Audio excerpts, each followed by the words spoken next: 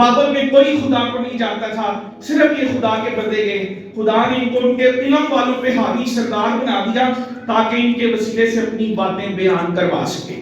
وہاں پہ دوسرا واقعہ بھی ہوا، دوسرا واقعہ ہوا کہ نبوکدنضر مر گیا، اس کا بیٹا تھا آگے بیلشازر، وہ کسی دعوت میں تھا، تو دیوار پہ ایک ہاتھ ظاہر ہوا اور ہاتھ میں لکھا منے منے تکیلو فرسین۔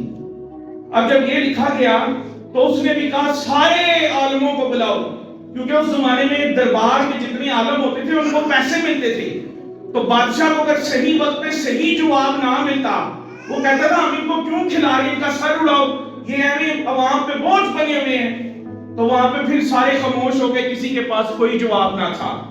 تو بیلشازر کی ماں آئی، اس نے کہا کہ پریشان نہ ہو بادشاہ سلامت، تیری سلطنت میں ایک آدمی ہے جسے تیرے باپ نے علم فلکیات، علم نجوم رکھنے والوں کا سردار مقرر کیا ہے، اور اس کے پاس کوئی عام روح نہیں ہے، اس کے پاس الہوں کی روح ہے۔ ہیلیلویا! الہوں کی روح سے مراد ہے خدا کی روح ہے۔ دنیا کے سارے علوم ایمانداروں کے علم کے آگے ناقص ہیں، کیونکہ ہمارے پاس ایک ایسا علم ہے جس کے بارے میں لکھا ہے رہے گا نہ سنا کی در وسیلہ، یہ علم مٹ نہیں۔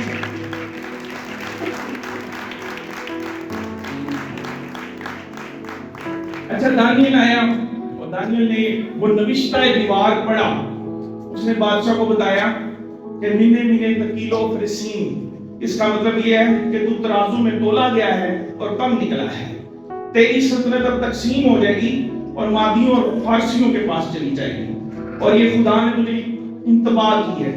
اس نے دوبارہ اعلان کیا اور دانیل کو سردار بنایا۔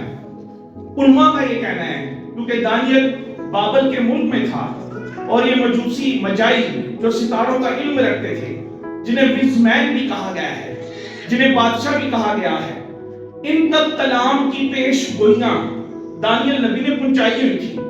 اس نے ان کو بتایا ہوا تھا کہ تم بھی ستاروں کا علم رکھتے ہو اور ہمیں بھی ایک امید ہے کہ یعقوب کے گھرانے سے ایک ستارہ آئے گا، اور جب وہ ظہور پذیر ہوگا تو دنیا میں عجیب کام ہوں گے۔ دانیل نے بتایا ہوا تھا کہ موت زندگی میں بدل جائے گی، اور خداوند کی موجودگی میں ایسا ہوا۔ بائبل مقدس میں نائن شہر کی بیوہ کے جنازے کا ذکر ہے، اس کے بیٹے کا کلام پاک میں رقم ہے، ایک طرف سے بیوہ کے بیٹے کا جنازہ آ رہا ہے، دوسری طرف سے مریم کا اکلوتا پلوٹا بیٹا آ رہا ہے۔ ایک طرف سے موت آ رہی تھی، دوسری طرف سے زندگی آ رہی تھی۔ موت اور زندگی کا آمنا سامنا ہوا، موت آ گئی، زندگی کا چشمہ جیت گیا، اور نائن شہر کی بیوہ کا بیٹا اٹھ کھڑا ہوا۔ یہ ہے آپ کا یسوع۔ ہلیلویا! سو ستارہ اس نے ان کو بتایا ہوا تھا کہ ایک ستارہ کبھی نمودار ہوگا اور وہ بیان کرے گا کہ یہودیوں کے ہاں کوئی ایسا بادشاہ ہے جو سلطنت بدل دے گا، جو خاندانوں کے حالات بدل دے گا اور جو ہمارے رویے بدل دے گا۔ اس لیے جیسے ہی انہوں نے یہ ستارہ دیکھا، ان کو دانیل نبی کی پیشگوئی یاد آئی۔ اور پھر بتاتا چلوں، اگر آپ بائبل کو اس کو پڑھیں تو لکھا ہے جو ستارہ انہوں نے پورب میں دیکھا تھا، کیا جی پورب میں، یہ ماضی کا جملہ ہے، مطلب کہ ستارہ ایسا نہیں ہے کہ اگر انہوں نے 2 سال پہلے ستارہ دیکھا تھا تو ستارہ مسلسل ان کو نظر آتا رہا۔ ان کو ستارہ ایک دفعہ نظر آیا، انہوں نے دیکھ لیا کہ ہاں یہ ستارہ خاص ہے، یہ ہیلی کومیٹ ہو سکتا ہے، یہ تجدید نو ستارہ ہو سکتا ہے، اور یہ ہو سکتا ہے 2 ستاروں کا اشتراک ہو، سنجوگ ہو۔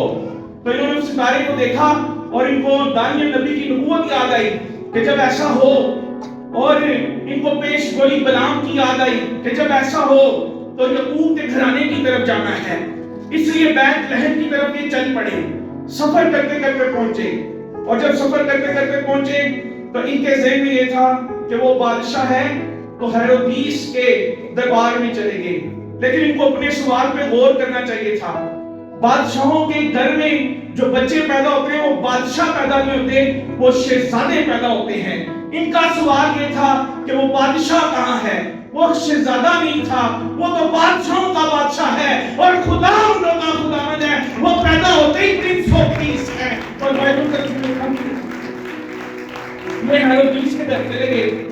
اب ہیروکلیس جو ہے یہ ایسو کی نسل کا تھا, ادومی تھا, اور یہ اپنے تخت کے حوالے سے بڑا سمجھے کہ پریشان رہتا تھا, کیونکہ یہودی اسے پسند نہیں تھے کرتے. یہودی کہتے تھے یہ ایسو کی نسل سے ہے, ادومی ہے, لیکن یہ ان کے سامنے ناٹک کرتا تھا کہ نہیں میں بھی یہودی ہوں, اور اسے دوگلا یہودی کہا جاتا تھا.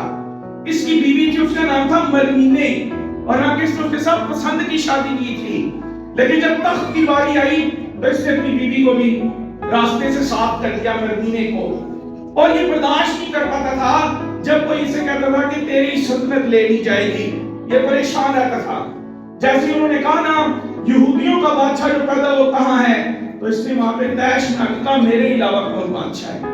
اس نے یسوع کو مروانے کے لیے بندے بیچ دیے.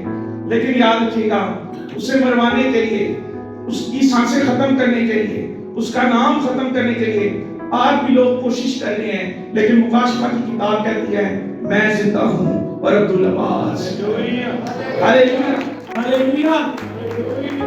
سو یہ انہوں نے اپنا مشن پورا کیا. بتاتا چلوں یہ ستارہ آج بھی رہنمائی کرتا ہے. آپ کو پتہ ہے یہ ستارہ آج کون ہے, کون سا ستارہ ہے. میں بتا رہا تھا کہ اپنا ایک نظریہ پیش کروں گا. میرے نظریے کے مطابق یہ ستارہ کچھ بھی تھا, لیکن مجھے ایسا لگتا ہے کہ یہ ستارہ بھی مسیح ہے, کیونکہ وہ خود ہی راہ ہے اور خود ہی منزل ہے. وہ خود ہی کلام ہے اور خود ہی مجسم ہوا ہے. اور مکاشفہ 22 پاک میں لکھا ہوا ہے وہ داؤد کی اصل اور صبح کا چمکتا ہوا ستارہ ہے. ہاللیلویا. وہ داؤد کی اصل اور صبح کا چمکتا ہوا ستارہ ہے. اور متی کی انجیل کے اسی چیپٹر میں لکھا ہوا انہوں نے کہا ہم پورب میں اس کا ستارہ. انہوں نے یہ نہیں کہا کہ ہم آسمان پر ایک تارا, وہ کہتے ہیں ہم پورب میں اس کا ستارہ دیکھ کر اسے سجدہ کرنے آئے ہیں. یہ خود ہی ستارہ مسیح ہے اور خود ہی منزل ہے. جن کو اس نے اپنے پاس بلانا ہوتا ہے ان پر وہ اپنا نور چمکا دیتا ہے اور ان کے دلوں کے اندھیرے کو دور کر دیتا ہے, تاکہ مسیح کا نور ان پر چمکے. تاریکی جاتی رہے, مایوسی جاتی رہے, ناامیدی مٹ جائے, اور پھر یہ اعلان ہو میں زندہ نہ رہا, مسیح مجھ میں زندہ. اور آج بھی یہ ستارہ چمک رہا ہے. آج پتہ ہے کیسے چمک رہا ہے؟ آج کلام کے ذریعہ سے یہ ستارہ ہماری رہنمائی کر رہا ہے کہ ہم اس جگہ پہنچے جائیں یسوع ہے. ہاللیلویا. آج ہماری رہنمائی کلام کے ذریعے سے ہو رہی ہے. پہلا پترس نکالیں گے اور اس کا پہلا باب اس کی 19 آیت پڑھیں گے. پہلا پترس پہلا باب اس کی 19 آیت.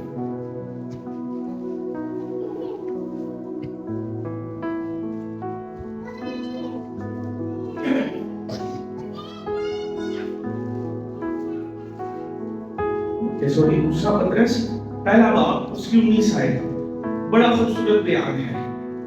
کہتا ہے اور ہمارے پاس نبیوں کا وہ کلام ہے جو زیادہ معتبر ہے.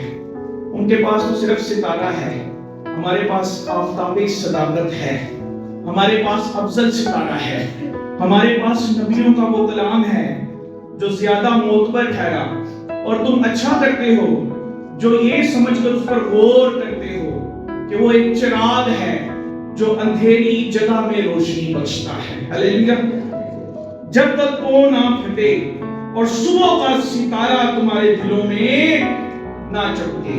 یعنی کلام ہماری رہنمائی کرتا ہے کہ صبح کا ستارہ یعنی مسیح کا نور ہمارے دلوں میں چمکے. اگر آج آپ نے تلاش کرنی ہے, خداوند کو ڈھونڈنا ہے, کہیں اور نہ ڈھونڈیں. بائبل کو اس کو پڑھیے, وہ آپ کو اس کا درست ایڈریس بتائے گی کہ یسوع کہاں پر ہے, اور وہ آپ کو یہ بتائے گی کہ تیرے دل کے دروازے پر یسوع کھٹکھٹا رہا ہے. اپنے دل کا دروازہ کھولے.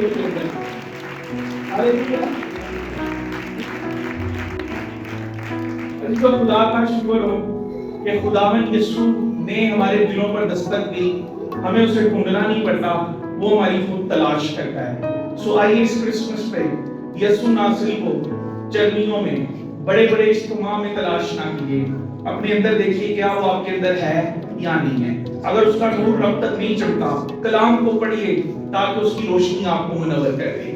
خدا نے آپ کو برکت دے. آئیے برے کے لیے زوردار